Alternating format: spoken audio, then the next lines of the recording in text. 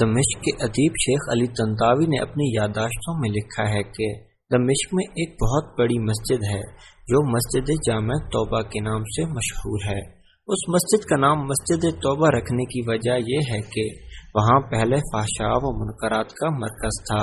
7ویں ہجری میں ایک مسلمان بادشاہ نے اس کو خرید کر وہاں ایک مسجد تعمیر کرائی۔ ایک طالب علم جو کہ بہت زیادہ غریب اور عزت نفس میں مشہور تھا، وہ اسی مسجد کے ایک کمرے میں ساکن تھا۔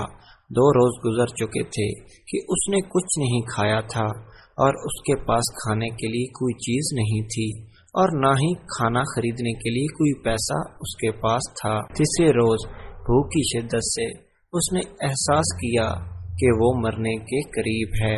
سوچنے لگا کہ اب میں اضطراری حالت میں ہوں کہ شرن حتی مردار اور یا حتی ضرورت کے مطابق چوری جائز ہے۔ اس بنا پر چوری کا راستہ بہترین راہ تھی۔ شیخ طنطاوی کہتے ہیں، یہ سچا واقعہ ہے اور میں ان لوگوں کو اچھی طرح جانتا ہوں اور اس واقعہ کی تفصیل سے آگاہ ہوں، اور میں صرف حقائق بیان کروں گا، نہ حکم نہ ہی فیصلہ۔ یہ مسجد ایک قدیمی محلہ میں واقع ہے اور وہاں تمام مکانات قدیمی طرز پر اس طرح بنے ہوئے ہیں کہ ایک دوسرے کی چھتیں آپس میں ملی ہوئی ہیں اور چھتوں سے ہی سارا محلہ میں جایا جا سکتا ہے۔ یہ جوان مسجد کی چھت پر گیا اور وہاں سے محلے کے گھروں کی طرف چل دیا۔ پہلے گھر میں پہنچا تو دیکھا وہاں کچھ خواتین ہیں، تو سر جھکا کے وہاں سے چلا گیا۔ بعد والے گھر پہنچا تو دیکھا کہ گھر خالی ہے، لیکن اس گھر سے کھانے کی خوشبو آ رہی ہے۔ بھوک کی شدت میں جب کھانے کی خوشبو اس کے دماغ میں پہنچی تو آہن ربا کی مانند اس کو اپنی طرف کھینچ لیا۔ یہ مکان ایک منزل تھا، چھت سے بالکونی اور پھر وہاں سے صحن میں کود گیا۔ فوراً باورچی خانے میں پہنچا، دیگچی کا ڈھکن اٹھایا تو اس میں بھرے ہوئے بینگن کا سالن تھا۔ ایک بینگن اٹھایا، بھوک کی شدت سے سالن کے گرم ہونے کی بھی پرواہ نہیں کی، بینگن کو دانتوں سے کاٹا اور جیسے ہی نگلنا چاہا تو اس وقت عقل اپنی جگہ واپس آ گئی اور اس کا ایمان جاگ گیا۔ اپنے آپ سے کہنے لگا، خدا کی پناہ، میں طالب علم ہوں، لوگوں کے گھر میں گھسوں اور چوری کروں؟ اپنے اس فعل پر شرم آ گئی، پشیمان ہوا اور استغفار کیا، اور پھر بینگن کو واپس دیگچی میں رکھ دیا اور جیسے آیا تھا ویسے ہی سراسیما واپس لوٹ گیا اور مسجد میں داخل ہو کر شیخ کے حلقہ درس میں حاضر ہوا۔ در حال کا بھوک کی شدت سے سمجھ نہیں پا رہا تھا کہ شیخ کیا درس دے رہے ہیں۔ جب شیخ درس سے فارغ ہوئے اور لوگ بھی متفرق ہو گئے تو ایک خاتون مکمل حجاب میں وہاں آئی۔ اس زمانے میں خواتین کا بغیر حجاب کے وجود نہیں تھا۔ شیخ سے کچھ گفتگو کی اور وہ طالب علم ان دونوں کی گفتگو نہیں سمجھ سکا۔ شیخ نے اپنے اطراف میں نگاہ کی تو اس طالب علم کے علاوہ کسی کو وہاں نہ پایا۔ پھر اس کو آواز دی اور کہا، تم شادی شدہ ہو؟ جوان نے کہا، نہیں۔ شیخ نے کہا، تم شادی نہیں کرنا چاہتے؟ جوان خاموش رہ گیا۔ شیخ نے پھر کہا، مجھے بتاؤ تم شادی کرنا چاہتے ہو یا نہیں؟ اس جوان نے جواب دیا، خدا کی قسم، میرے پاس ایک لقمہ روٹی کے لیے پیسے نہیں ہیں، میں کس طرح شادی کروں گا؟ شیخ نے کہا، یہ خاتون آئی ہے، اس نے مجھے بتایا ہے کہ اس کا شوہر وفات پا گیا ہے اور اس شہر میں بے کس ہے اور اس کا دنیا میں سوائے ایک ضعیف چچا کے کوئی نہیں اور عزیز رشتہ دار بھی نہیں ہے۔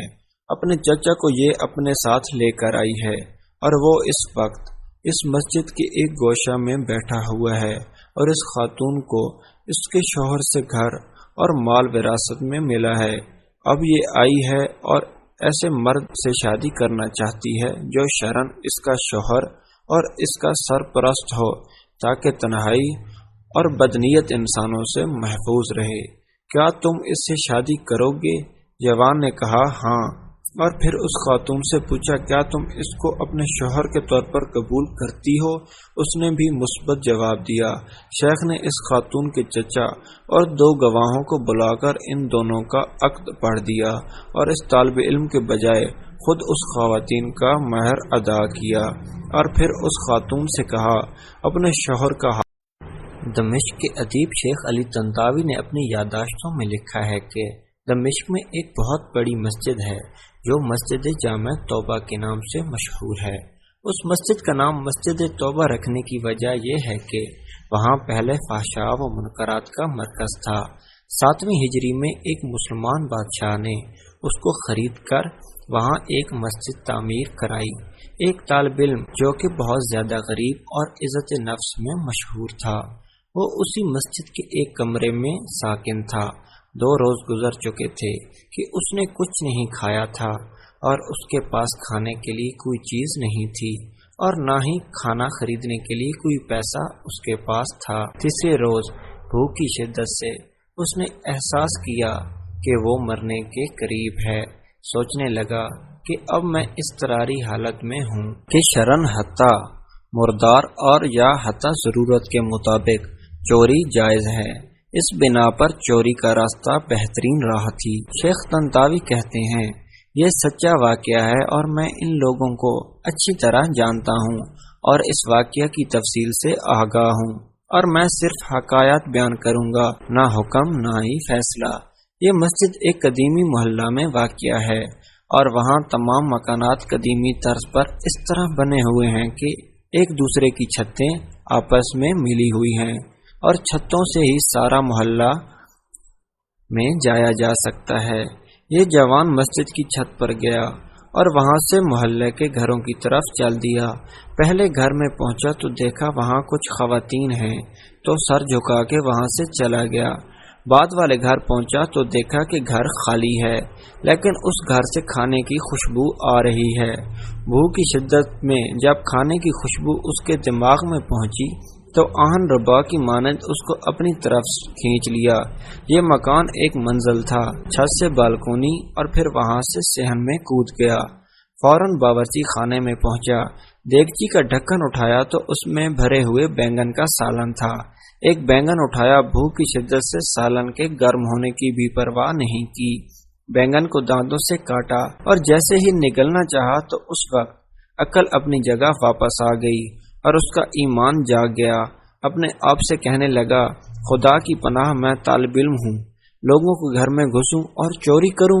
अपने इस फेल पर शर्म आ गई, पशेमान हुआ और इस्तगफार किया और फिर बैंगन को वापस देगची में रख दिया और जैसे आया था वैसे ही सरह सीमा वापस लौट गया और मस्जिद में दाखिल होकर शेख के हल्के दर्स में हाजिर हुआ। दरहाले का भूख की शिद्दत से समझ नहीं पा रहा था कि शेख क्या दर्स दे रहे हैं। जब शेख दर्स से फारिग हुए और लोग भी मुतफरक हो गए तो एक खातून मुकम्मल हिजाब में वहां आई। उस जमाने में ख्वातीन का बगैर हिजाब के वजूद नहीं था। शेख से कुछ गुफ्तगू की और वो तालिब इल्म इन दोनों की गुफ्तगू नहीं समझ सका। शेख ने अपने इतराफ में निगाह की तो उस तालिब इल्म के अलावा किसी को वहां ना पाया। फिर उसको आवाज दी और कहा, तुम शादीशुदा हो? जवान ने कहा, नहीं। शेख ने कहा, तुम शादी नहीं करना चाहते? जवान खामोश रह गया। शेख ने फिर कहा, मुझे बताओ तुम शादी करना चाहते हो या नहीं? उस जवान ने जवाब दिया, खुदा की कसम मेरे पास एक लुकमा रोटी के लिए पैसे नहीं हैं, मैं किस तरह शादी करूंगा? शेख ने कहा, ये खातून आई है, इसने मुझे बताया है कि इसका शौहर वफात पा गया है और इस शहर में बेकस है और इसका दुनिया में सिवाय एक ज़ईफ चचा के कोई नहीं और अजीज रिश्तेदार भी नहीं है। अपने चचा को ये अपने साथ लेकर आई है और वो इस वक्त इस मस्जिद के एक गोशा में बैठा हुआ है और इस खातून को इसके शौहर से घर और माल विरासत में मिला है। अब ये आई है और ऐसे मर्द से शादी करना चाहती है जो शरन इसका शौहर और इसका सरपरस्त हो ताकि तन्हाई और बदनीयत इंसानों से महफूज रहे। क्या तुम इससे शादी करोगे? जवान ने कहा, हाँ। और फिर उस खातून से पूछा, क्या तुम इसको अपने शौहर के तौर पर कबूल करती हो? उसने भी मुस्बत जवाब दिया। शेख ने इस खातून के चचा और 2 गवाहों को बुलाकर इन दोनों का अक्द पढ़ दिया और इस तालिब इल्म के बजाय खुद उस खवातीन का महर अदा किया और फिर उस खातून से कहा, अपने शौहर का हाथ थाम लो। उसने हाथ थाम लिया और अपने घर की तरफ अपने शौहर की रहनुमाई की। جب گھر میں داخل ہوئی تو اپنے چہرے سے نقاب ہٹا دیا۔ وہ جوان اپنی زوجہ کے حسن و جمال سے محبوط ہو گیا، اور جب اس گھر کی طرف متوجہ ہوا تو دیکھا کہ وہی گھر ہے جس میں وہ داخل ہوا تھا۔ زوجہ نے شوہر سے پوچھا، کیا تمہیں کچھ کھانے کے لیے لے آؤں؟ کہا ہاں۔ اس نے دیگچی کا ڈھکن اٹھایا اور بینگن کو دیکھا اور بولی، عجیب ہے، گھر میں کون آیا تھا اور اس نے بینگن کو دانتوں سے کاٹا ہے؟ وہ جوان رونے لگا اور اپنا قصہ اس کو سنا دیا۔ زوجہ نے کہا، یہ تمہاری امانت داری اور تقوی کا نتیجہ ہے۔ تم نے حرام بینگن کھانے سے اجتناب کیا تو اللہ نے سارا گھر اور گھر کی مالکہ کو حلال طریقے سے تمہیں دے دیا۔ بہت خوبصورت اور قابل تعمیل۔ سبحان اللہ۔ جو کوئی اللہ کی خاطر کسی گناہ کو ترک کرے اور تقوی اختیار کرے تو اللہ اس کے مقابل میں بہتر چیز اس کو عطا کرتا ہے۔